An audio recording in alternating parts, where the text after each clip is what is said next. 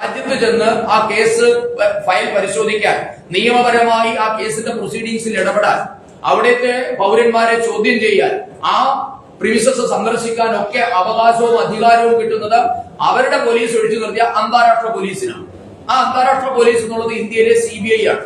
അപ്പൊ സ്വാഭാവികമായും ഈ കേസിൽ CBI ഒഴിവാക്കി നിർത്താൻ ആരുടെയൊക്കെ താല്പര്യങ്ങൾ പ്രവർത്തിക്കുന്നു എന്ന് വേണ്ട മനസ്സിലാക്കാൻ.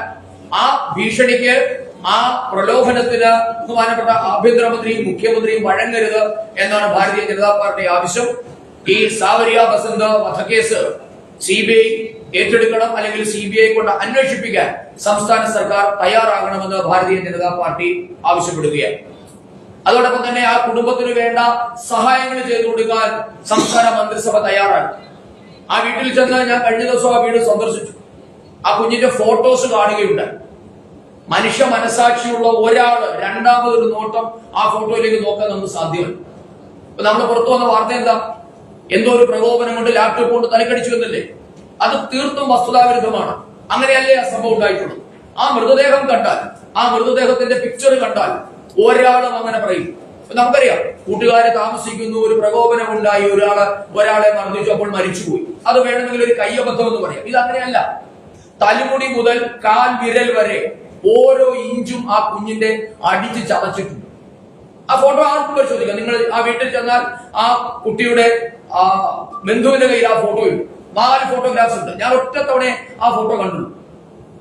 നമ്മുടെ നെറ്റി മുതൽ പാദം വരെ അടിച്ച് ചതച്ചിട്ടുണ്ട്. കരിനീലിച്ച പാടുകളാണ് എല്ലായിടത്തും. ഒരു സ്ത്രീയുടെ രഹസ്യ ഭാഗങ്ങളിൽ അടക്കം അതിക്രൂരമായ മർദ്ദനം ആ കുഞ്ഞേറ്റിട്ടുണ്ട്. എന്താണ് ആ പെൺകുഞ്ഞ് ചെയ്ത തെറ്റ്? എന്തിനു വേണ്ടിയിട്ടാണ് സംസ്ഥാന സർക്കാർ ഇത്ര അലംഭാവം ഇതിനോട് കാണിക്കുന്നത്? എന്ത് ഉദാസീനതയാണ്? ആ പെൺകുട്ടി ഹിന്ദു ആയിപ്പോയി എന്നുള്ളതാണോ തെറ്റ്?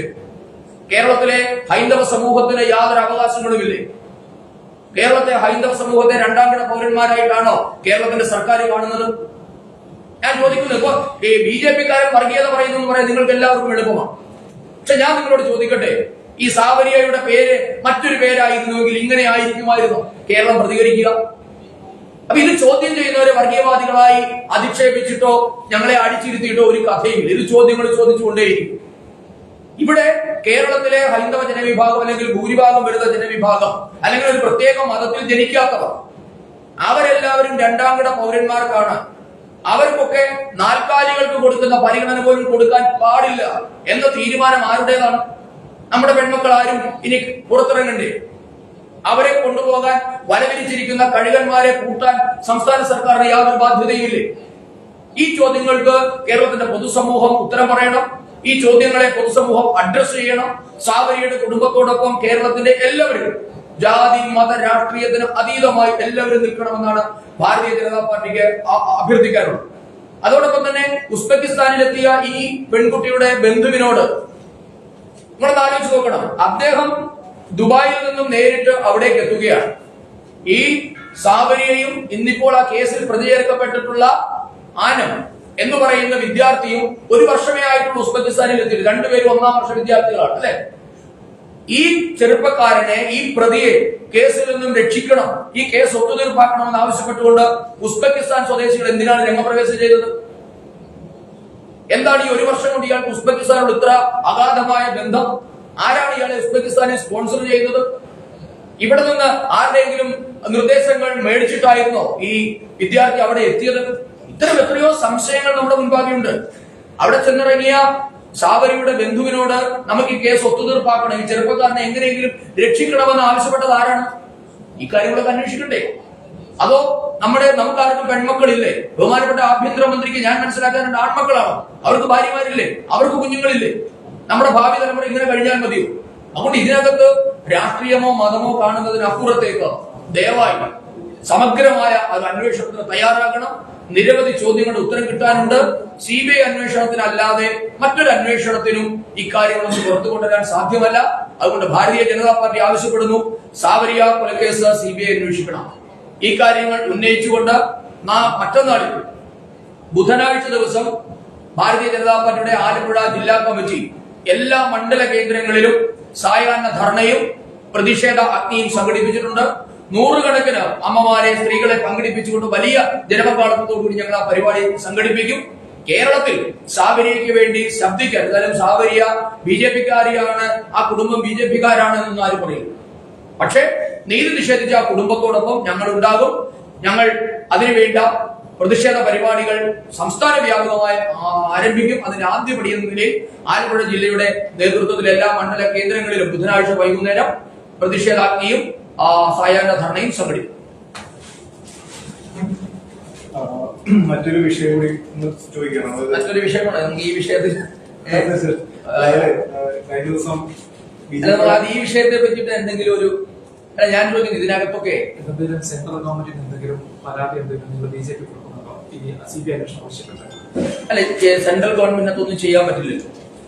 CBI അന്വേഷണം വേണമെങ്കിൽ ഹൈക്കോടതിയുടെ വിധി ഉണ്ടാകണം, അല്ലെങ്കിൽ സംസ്ഥാന മന്ത്രിസഭയുടെ തീരുമാനം. അല്ലാതെ കേന്ദ്ര ഗവൺമെന്റിന് CBI അന്വേഷണം വിടാനുള്ള അവകാശമില്ല. നിങ്ങളോട് മാത്രത്തിൽ ആവശ്യപ്പെടുന്നുണ്ട് CBI അന്വേഷണം. അല്ല, കുടുംബത്തിന്റെ ആവശ്യം മാത്രമല്ല, ഇത് പൊതുസമൂഹത്തിന്റെ ആവശ്യമില്ല. നമ്മുടെയൊക്കെ വീട്ടിലെ മക്കള് വിദേശത്ത് പഠിക്കാൻ പോകുന്നില്ല, അവരുടെ സുരക്ഷ ആര് ഉറപ്പാക്കും? ഈ കേരളത്തില് കൂണുപോലെ മുളച്ചു പൊന്തുന്ന ഇത്തരം വിദ്യാഭ്യാസ ഏജൻസികളെ പറ്റി അന്വേഷിക്കണ്ടേ? ഇതിന്റെ ഉടമകൾ ആരാണെന്ന് അന്വേഷിക്കണ്ടേ? ഇപ്പൊ ഞാൻ മനസ്സിലാക്കുന്നത്, ഈ കുട്ടി പോയിരിക്കുന്നത് തിരുവല്ലയിലുള്ള ഒരു ഏജൻസി, പിന്നീട് ആന്ധ്രാപ്രദേശിലുള്ള ഒരു ഏജൻസിയുടെയും ഇടപെടൽ മുഖാന്തരമാണ് പോയി. ഇതൊക്കെ അന്വേഷിക്കണ്ടേ? ഇതിന്റെ പേരിൽ ആര് രാഷ്ട്രീയമായിക്കോട്ടെ. തിരുവല്ലയിലുള്ള ആരാണെന്ന് എനിക്കറിയില്ല, ആന്ധ്രാപ്രദേശിന്റെ ഏജൻസി ആരാണെന്ന് അറിയില്ല. പക്ഷേ ഈ യൂണിവേഴ്സിറ്റിയിലേക്ക് റാഷിദ് അലി തങ്ങളുടെ ഒരു ഏജൻസി റിക്രൂട്ട്മെന്റ് നടത്തിയിട്ടുണ്ട്. അല്ലാതെ ഇത് റാഷിദ് അലി ആയതുകൊണ്ട് ഞങ്ങൾ ആരോപണം ചെയ്യിക്കലല്ല, നമ്മൾക്ക് അറിയുന്ന ഒരു പേരിപ്പോ അതായതുകൊണ്ട് അത് പറഞ്ഞെന്ന് മാത്രമേ. അപ്പൊ ഇതിന്റെ പിന്നിൽ ആരായാലും ഈ റിക്രൂട്ടിംഗ് ഏജൻസി BJP-കാരനാണെങ്കിൽ BJP-കാരെ വിളിച്ചാക്കുള്ളൂ. ഞാൻ പറയണത് 27,000 മലയാളി ഇന്ത്യക്കാരുടെ വിദ്യാർത്ഥികൾ പഠിക്കുന്ന യൂണിവേഴ്സിറ്റി ആണെന്ന് പറയുന്നത്. അതെ, അപ്പൊ അങ്ങനെയുള്ള സാഹചര്യത്തിൽ റിക്രൂട്ട്മെന്റ് ഏജൻസികൾ സ്വന്തം ആദ്യം അത് പർപ്പസ്ഫുള്ളി റാഷിദ് അലി തങ്ങൾ കൊണ്ടുപോയത് കൊണ്ടാണെന്ന് അല്ല, റാഷിദ് അലി തങ്ങൾ കൊണ്ടുപോയി ഞാൻ പറഞ്ഞില്ല. ആ ഏജൻസിയും ഇവിടേക്ക് റിക്രൂട്ട്മെന്റ് നടത്തുന്നുണ്ട്. ഞാൻ അത് പറയാൻ കാരണം, അവരുടെ ഒരു പരസ്യം നിങ്ങൾ കാണും. ഈ നമ്മൾ പറയുമ്പോ ചോദ്യം ചെയ്യുന്നവരെ നിങ്ങൾ ഇത് പറഞ്ഞിട്ട് കഥയില്ല. അതാ നോക്കൂ, MBBS പഠിക്കാം, ഇത് യൂണിവേഴ്സിറ്റിയുടെ പരസ്യമാണ്. ലോകോത്തര സർവകലാശാലകളിൽ MBBS പഠിക്കാം ഇസ്ലാമിക അന്തരീക്ഷത്തിൽ, ഇത് യൂണിവേഴ്സിറ്റിയുടെ പരസ്യമാണ്. Ibn Sina Bukhara state medical institute Uzbekistan, Al Farabi Kazakh national university Kazakhstan, Chechen state medical university Chechnya Russia, ഈ 3 യൂണിവേഴ്സിറ്റികളിലേക്ക് നടത്തുന്ന ഏജൻസിയുടെ പേരാണ് ILM. ആ ILM-ന്റെ ഫുൾ ഫോം ആണ് ഞാൻ മുമ്പേ പറഞ്ഞ ഇനിഷ്യേറ്റീവ് ലേണിംഗ് മെഡിസിൻ. അതിന്റെ chairman, ILM chairman Panakkad Sayyid Rasheed Ali Shihab Thangal. ഇത് നമ്മളാരും അവര് കൊടുത്ത പരസ്യമാണ്. അപ്പൊ ഈ യൂണിവേഴ്സിറ്റിയിൽ ഇസ്ലാമിക അന്തരീക്ഷത്തിൽ പഠനമുണ്ട് എന്ന് അവരാണ് വാഗ്ദാനം ചെയ്യുന്നത്. എന്നിട്ട് അതിൽ പറയുന്നതാ അവരുടെ ഹൈലൈറ്റ്സ് എന്തൊക്കെയാണെന്ന് അറിയോ? MCI ആൻഡ് WHO അപ്രൂവ്ഡ്, പഠനശേഷം ജർമ്മനിയിൽ പ്രാക്ടീസ് ചെയ്യാൻ അവസരം, ആൺകുട്ടികൾക്കും പെൺകുട്ടികൾക്കും ധാർമ്മിക ചുറ്റുപാടിൽ ഇൽമു ഹോസ്റ്റലുകൾ, കേരളീയ ഭക്ഷണം. ഇങ്ങനെ എന്താണ് ഇൽമു ഹോസ്റ്റൽ എന്ന് നമുക്കറിയില്ല. ഞാൻ മനസ്സിലാക്കുന്നത് ഇസ്ലാമിക ദർശനം അനുസരിച്ച്, അല്ലെങ്കിൽ ഇസ്ലാമിക ജീവിത രീതി അനുസരിച്ച് ധാർമ്മിക പഠന നിലവാരം അല്ലെങ്കിൽ ഉന്നത പഠന നിലവാരം, ഇസ്ലാമിക പഠന നിലവാരത്തെയാണ് ഇൽമെന്നാണ് ഞാൻ മനസ്സിലാക്കുന്നത്. അപ്പൊ അങ്ങനെ ഇസ്ലാമിക പഠന നിലവാരം ഉറപ്പുവരുത്തുന്ന ഒരു യൂണിവേഴ്സിറ്റിയാണിത്. ഇത് പറഞ്ഞിട്ടാണോ കുട്ടികളെ ഇവിടെ നിന്ന് കൊണ്ടുപോകുന്നത്? ഇത് മലപ്പുറം ഭാഗത്തുനിന്ന് പരസ്യമാണ്, തെക്കൻ തിരുവിതാംകൂറിൽ പരസ്യമില്ല. അപ്പോ ഞാൻ മനസ്സിലാക്കുന്നത് ആ യൂണിവേഴ്സിറ്റിയുടെ റിക്രൂട്ട്മെന്റിന് ഒരു പ്രത്യേകതയുണ്ട്. മുസ്ലിം ആൺകുട്ടികളെ കൂടുതൽ പ്രൊമോട്ട് ചെയ്യുകയും ഇതര വിഭാഗങ്ങളുള്ള പെൺകുട്ടികളെ പ്രൊമോട്ട് ചെയ്യുകയാണ് ചെയ്യുന്നത്. ഇതൊക്കെ അന്വേഷിക്കണ്ടേ? ഇത് പറയുന്നവരെ വർഗീയവാദികളാക്കലാണോ കേരളത്തിന്റെ ലക്ഷ്യം? നമുക്കൊക്കെ മക്കളില്ലേ? ഞാൻ വീണ്ടും വീണ്ടും കേരളത്തിന്റെ പൊതുസമൂഹത്തോട് ചോദിക്കുകയാണ്, ഇത് കേൾക്കുന്ന രാഷ്ട്രീയക്കാർക്ക് മക്കളില്ലേ? പോലീസ് ഉദ്യോഗസ്ഥന്മാർക്ക് മക്കളില്ലേ? നിങ്ങളുടെ മക്കളെ ഇങ്ങനെ പറഞ്ഞു വിടാനാണോ? അവിടേക്ക് ഒരു പ്രത്യേക ഫോർമാറ്റിലാണ് റിക്രൂട്ട്മെന്റ് പോലും നടത്തുന്നത്. ഇതിനെ പറ്റിയൊക്കെ അന്വേഷണം സമഗ്രമായിട്ടുണ്ടാകണം. ഇതൊരു കുട്ടിക്ക് വന്ന സംഭവമല്ല. അതുകൊണ്ടാണ് ഞങ്ങൾ ഇതിനകത്ത് ദുരൂഹത ആരോപിക്കുന്നത്. അവിടെ 2 ദിവസമായി പെൺകുട്ടിയെ പറ്റി യാതൊരു വിവരവും ഉണ്ടായിരുന്നില്ല. പെട്ടെന്നൊരു പ്രകോപനമല്ല, അതാ മൃതദേഹം കണ്ടാൽ നിങ്ങൾക്ക് മനസ്സിലാവും. അതുകൊണ്ട് നമുക്കിതിൽ മതം മാറ്റി നിർത്താം, എല്ലാം മാറ്റി നിർത്താൻ ഞങ്ങൾ തയ്യാറാണ്. പക്ഷേ സമഗ്രമായ അന്വേഷണം ഉണ്ടാകണം. CBI-ക്ക് കേസ് കൈമാറും. മതപരിവർത്തനം എന്നൊരു ആരോപണമാണ് ഹിന്ദു ഐക്യവേദി സംസ്ഥാന പ്രസിഡന്റ് അടക്കം ഉന്നയിച്ചത്. BJP-യും ഇത് തന്നെയാണോ സംശയം നടത്തുന്നത്? അല്ലാതെ വീട്ടുകാരുടെ ആക്ഷേപം അവര് പറഞ്ഞത് ഈ പെൺകുട്ടിയെ അതിന് നിർബന്ധിച്ചിരുന്നു. ആ കുട്ടിയുടെ ബന്ധുക്കളോട് പറഞ്ഞത് ഇവര് ഹോസ്റ്റലിലാണ് താമസം താമസിച്ചിരുന്നു. ഈ കുട്ടി ഈ ചെറുപ്പക്കാരൻ ഈ പെൺകുട്ടിയോട് പ്രണയാഭ്യർത്ഥന നടത്തുകയെന്തോ ഉണ്ടായ സമയത്ത് ആ പെൺകുട്ടി ഹോസ്റ്റലിൽ മാറി മറ്റൊരു ഹോസ്റ്റലിലേക്ക് പോയിരുന്നു. അപ്പോഴാണ് ഈ ചെറുപ്പക്കാരന്റെ അമ്മ വിളിച്ചിട്ട് മകൾ ഈ ഹോസ്റ്റലിലേക്ക് തന്നെ മാറി വരണം, അവന് കുട്ടിയെ ഇഷ്ടമാണ്, അവന് കുട്ടിയെ വേണം, അതുകൊണ്ട് മോൾ ഈ ഹോസ്റ്റലിലേക്ക് തിരിച്ചു വരണം നിർബന്ധിച്ചതായിട്ട് വീട്ടുകാർ പറയുന്നുണ്ട്. എന്നിട്ടാണ് മതം മാറണമെന്ന് ആവശ്യപ്പെട്ടു എന്ന് ഞങ്ങളുടെ ആരോപണമല്ല ഇത്, ഇതാ വീട്ടുകാരുടെ ആരോപണം. അപ്പൊ ഞാൻ ചോദിക്കുന്നത്, നമ്മൾ എന്തിനാണ് ഈ മതം എന്ന് കേൾക്കുമ്പോ പെട്ടെന്ന് അങ്ങ് ഭയന്ന് പിന്മാറുന്നത്? നമുക്ക് എല്ലാവർക്കും മതമില്ലേ? മതം എന്ന് കേൾക്കുന്ന പറഞ്ഞാൽ നമ്മൾ എന്തിനാണ് ഡിഫൻസിലാവുന്നത്? കുറ്റക്കാർക്ക് എന്തിനാണ് മതത്തിന്റെ പരിചയം? കുറ്റം ആര് ചെയ്താലും കുറ്റത്തെ കുറ്റമായിട്ടല്ലേ കാണുന്നത്. അതിനെന്താണ് മതപരിചയ? ഹിന്ദുക്കൾ കുറ്റം ചെയ്താൽ ഉടനെ ഭഗവത്ഗീത ഉയർത്തിപ്പിടിക്കലാണോ രീതി? ക്രിസ്ത്യാനികൾ കുറ്റം ചെയ്തതിനെല്ലാം ബൈബിൾ കാട്ടി ഡിഫെൻഡ് ചെയ്യും, മുസ്ലിങ്ങൾ ചെയ്യുന്നതിനെല്ലാം ഖുർആൻ ഉപയോഗിച്ചാണോ ഡിഫെൻഡ് ചെയ്യുക? അതിന്റെ ആവശ്യമില്ല. ഇതൊരു ജനാധിപത്യ രാജ്യമല്ലേ? ഈ രാജ്യത്തെ ക്രിമിനലെ കുറ്റത്തെ ക്രിമിനൽ കുറ്റമായി കാണണം. അതിന്റെ പിന്നിൽ മതം ഉപയോഗിച്ചിട്ട് അതും അന്വേഷണ പരിധിയിൽ വരട്ടെ. അല്ലാതെ ഞങ്ങൾ ആരോപിക്കുന്നു, BJP-യുടേതായ ഒരു ആരോപണവും ഞാനിവിടെ പറഞ്ഞിട്ടില്ല. ഇതാ വീട്ടുകാരുടെ ആക്ഷേപം ഇതിലുണ്ട്, അവിടെ പോയി അന്വേഷിച്ച് കണ്ട വസ്തുതകൾ ഇതിലുണ്ട്, നമ്മുടെ മുന്നിൽ ചില തെളിവുകളുമുണ്ട്. ഇത് മാത്രമാണ് ഞാനിവിടെ പറഞ്ഞിട്ടുള്ളത്. പക്ഷെ ഇതേപ്പറ്റി സമഗ്രമായ ഒരു അന്വേഷണം ഉണ്ടാകണം. അതിനകത്ത് മാധ്യമങ്ങളടക്കം സജീവമായി ഉണ്ടാകണമെന്നാണ് എനിക്ക് അഭ്യർത്ഥിക്കേണ്ടത്. കാര്യം നമുക്കൊക്കെ മക്കളുണ്ട്. ഞാൻ വീണ്ടും അതാണ് പറഞ്ഞത്, ഞാനും ഒരു പെൺകുഞ്ഞിന്റെ അച്ഛനാണ്. ഒരാളും 21 വയസ്സ് വരെ വളർത്തി വലുതാക്കിയ കുഞ്ഞാണ്, പഠിക്കാൻ സമർത്ഥയായ ഒരു വിദ്യാർത്ഥി. അവരുടെ ഇഷ്ടത്തിന് ഒരു കോഴ്സിന് പോയി ചേരും, തിരിച്ച് മൃതദേഹം ഏറ്റുവാങ്ങാൻ, അതും നാട്ടിലേക്ക് തിരികെ വരാൻ ഒരാഴ്ച സമയമുള്ളപ്പോൾ തിരിച്ച് മൃതദേഹം ഏറ്റുവാങ്ങേണ്ടി വരുന്ന നമുക്ക് ആർക്കെങ്കിലും ഈ അവസ്ഥ ഉണ്ടായാൽ ആരാണ് കൂടെയുള്ളത്? ഇത്തരം സാഹചര്യത്തിൽ പൊതുസമൂഹമല്ലേ അവർക്ക് പിന്തുണ കൊടുക്കേണ്ടത്? ആരാണ് പൊതുസമൂഹത്തിന്റെ പ്രതിനിധി? ഇവിടെ MLA-മാരില്ലേ, മന്ത്രിമാരില്ലേ, മുഖ്യമന്ത്രിയില്ലേ? ഒരാവശ്യത്തിന് അവർക്ക് ആരും ഉണ്ടായില്ലല്ലോ.